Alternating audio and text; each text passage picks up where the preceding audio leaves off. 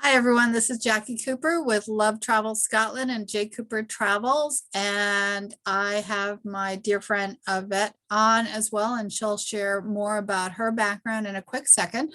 For those of you that are new to Love Travel Scotland or JCooperTravels, these are talk shows that help as you go around the world traveling and also learning about stories. And with Love Travel Scotland, we started this so that way we could support the local businesses in Scotland and also help you as you go and visit in Scotland. And we've been doing a road trip around Scotland, a virtual road trip. We have been doing visits to castles. And so this is not the first episode. In fact, it's way into our castles. So you'll need to kind of listen back to see all the different castles we've spoken about.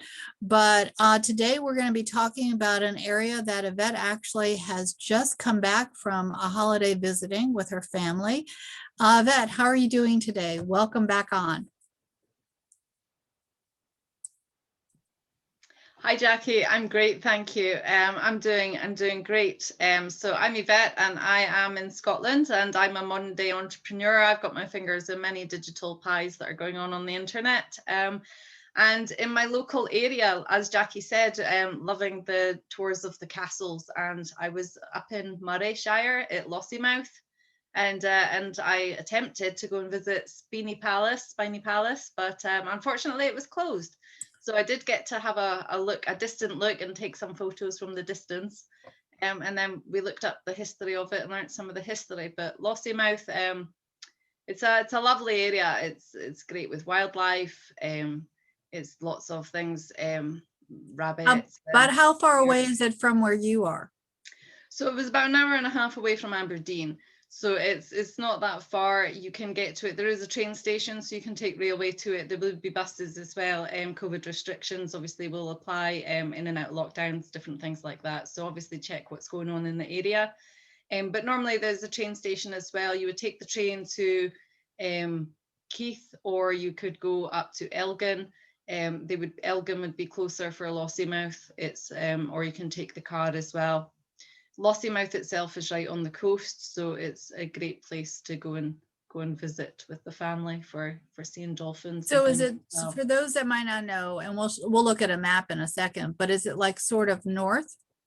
Yes, so it's northeast. It's on the northeast coast. And if you do follow the coastal route, and there's the castle tours and the castle route as well, it usually does take you along the coast. So it's up in the northeast of Scotland. So I just popped up, for those that are on the podcast, we will have information in the block below. And for those on the YouTube, you'll be able to see the visuals as well. So I've just popped up some pictures, and you can see like a little black castle that's sitting sort of near the water. And you and I were talking about how there's a loch that's near the castle.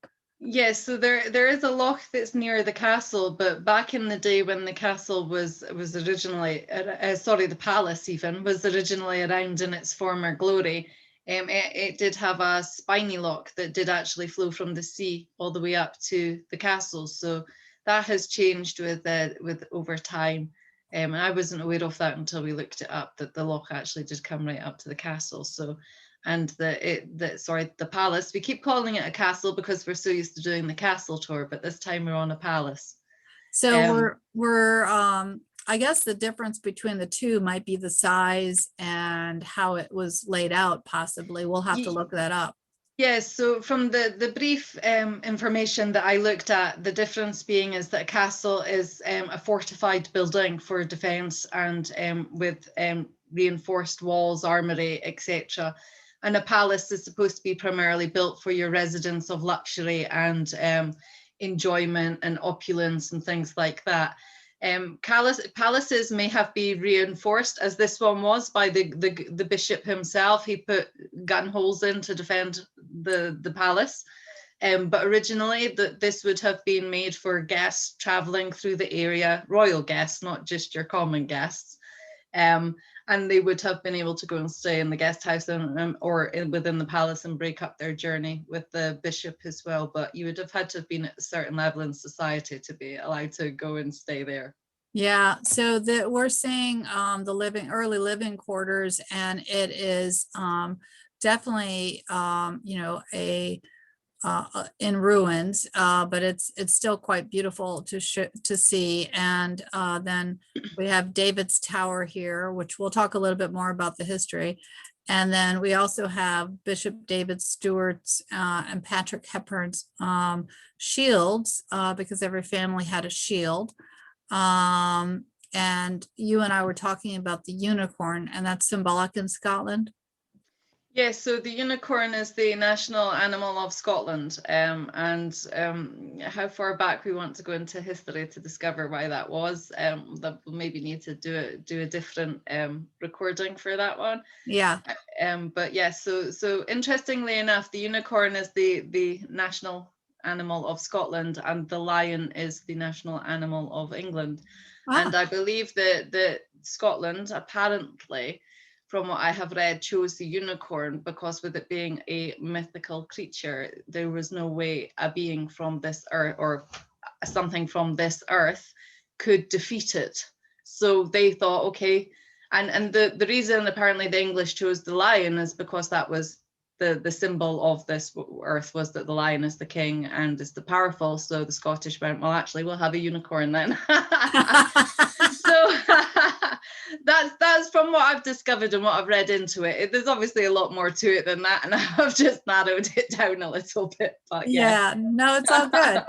So we're now looking at the picture of David's Tower, the inside part, and we can see that there was plaster on the walls, and also looks like the little holes in the walls as well. So I wonder if those holes in the walls, Jacqui, were the gun holes that the bishop had got put into the walls to defend it with. If actually those little square holes might have been where they put the guns through.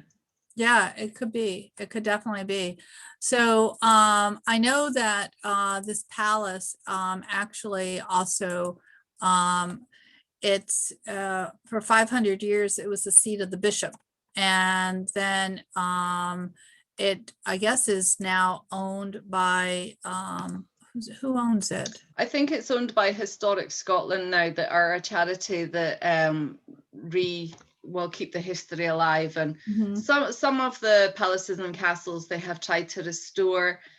Some of them they just have open, try and just preserve them as they are and have them open for tourists, and maybe sometimes they have events in the grounds and so forth.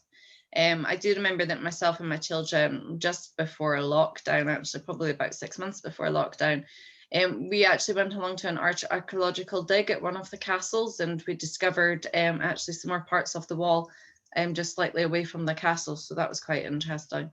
Didn't actually know we were going to find any more walls, but we did. So that will have been noted into their historical books as well.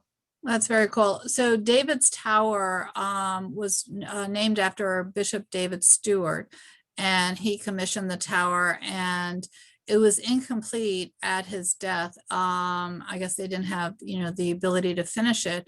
And so the next bishop finished the tower, and as you mentioned, Bishop Patrick Hepburn then added the gun holes, and the coat of arms are of all three bishops that were carved on the south wall beneath the royal coat of arms of Scotland. And I think you might have also mentioned that this is an extremely old, this the oldest surviving building from the 1300s, I guess. So it's very, very old. Yes, it is the oldest surviving one. Also, David's Tower is also the largest tower house by volume to survive in Scotland as well. So there are quite a lot of unique things about Spynie Castle, Spynie Palace, that it's the first and the oldest in a couple of things with the tower and the building itself. I thought actually, once I've discovered that, when we were researching this, it's interesting that I bet not very many people in Scotland actually know that this will be the oldest palace in Scotland. So when you went up to this area, what sort of activities or attractions are around this area for tourists that might want to be visiting? Okay, so you obviously you have the castles that you can go and visit. There are also lots of beautiful beaches. There's lots of water sports as well. Different things for sailing. There are lots of coastal things going on. There are lots of animal activities as well. You have the normal tourist shops within the centres too, which are nice to go and visit and see. And a lot of wildlife. It's very green around there. You do have, it is mentioned as well that one of the biggest cathedrals is in Elgin. That is also derelict just now. You do drive past it on one of the main roads through Elgin to go to Lossiemouth. And it's nice as well. There are pictures of that on the internet too. There's also the caves up on the coast. There was recently some new caves discovered that link up to Smoo Caves, which I think might be the biggest caves in the Highlands, of just how they used to run things through the ground, under the ground in the olden days when they were defending their shores and trying to hide. So yeah, there are lots of things. Like I said, you've got walking trails, hiking trails. You also have depending on where you want to go. If you want to go further up to the Highlands, then you'll have the hills to walk as well. So I'm looking at some of the local area. There's also, it's called the Windswept Brewing Company. So there's also places that you can definitely have, food and drink. That's, fairly local for those that are, not, who are traveling around looking for unusual things to do. What was the weather like when you were up? I know this is the May time period. Was it fairly warm or was it kind of cool? No, it was terribly, terribly cold. It was probably the usual. Well, I know myself, it was the usual Scottish weather. You never know what you're going to get from one day to the other, or even just within one day. First day we got there, we had some sunshine, but I wouldn't say it was warm. It was 8 degrees, so it was warm enough for the kids to go into the sea. Where we were staying was right next to RAF Lossiemouth, so we had lots of jet planes flying over as well, and flying around the lighthouse, which was actually nice. I did take some videos and some pictures of the jets flying around us and around the lighthouse.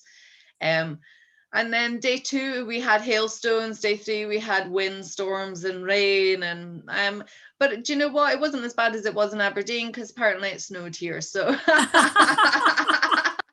so I did go to a slightly warmer place. I managed to miss the snow. So when I was taking all my beautiful pictures and noting all of these storm clouds, it turns out that they went to where I came from and just unleashed here. And that's okay. So for those that are, following along, we will have links for how you can get to the palace and the local area. And we'll definitely have other ways to connect with discount travel and other ways that you can save when you're traveling. Because we're all about both creating income so you can save, as well as saving income when you travel and enjoy with your family. Absolutely. And because of a lot of these places that you may be traveling to, definitely have a look and see what is along the way, because if you're, instead of going somewhere and then coming back, if you can incorporate a couple of places in, then that's more value for money as well. For example, if you are going up the A96 from Aberdeen to go to Lossiemouth, you will pass a place called Spynie Bay. And it's a beautiful bay, and it's actually where the dolphin center is. So you can go and try and spot some dolphins on the coast and around the sea. And the same when you get up to Lossiemouth and Moray. It's quite popular for dolphins up there. So if you're lucky enough, you might see one, or seals even. Yeah. So the other thing that I'll just mention is we do have a Facebook group called Love Travel Scotland. Definitely like and subscribe to the Facebook group so you can see what other things that we post in there.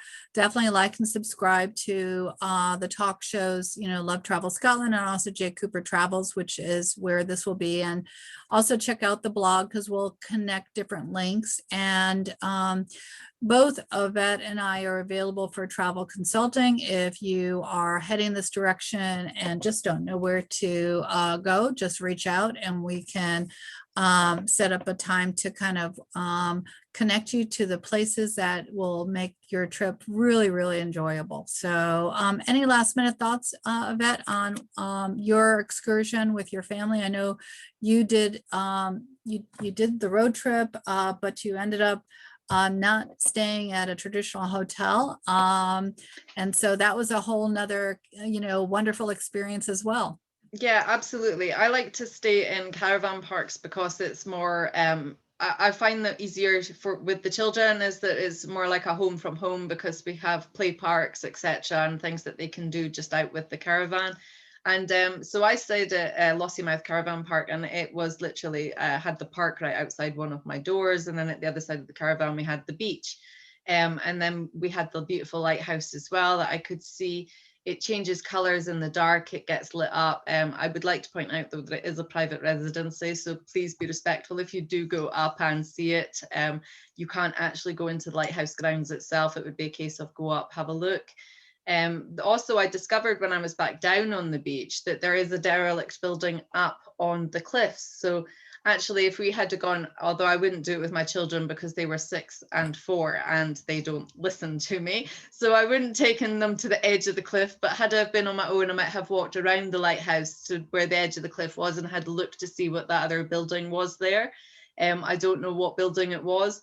There was a beautiful cave underneath it, so I'm guessing that there's a lot of the history there that we don't actually know about, all the caves and for the bootleggers and all the historical things that we've forgotten about. So it's quite a journey that we're going on, looking in the local area. So whether you're in Scotland or whether you're not, go explore your area and go find out your local history. Yeah, might not always sure. be what you've been told. That's very true. Very true. There's always a lot to discover. Well, everyone, definitely, like I said, like and subscribe so you can stay tuned to future castle road trips. And happy travels, everyone, as you start to move around. And we look forward to seeing you soon. Thank you, Yvette. And thank you, Jacqui.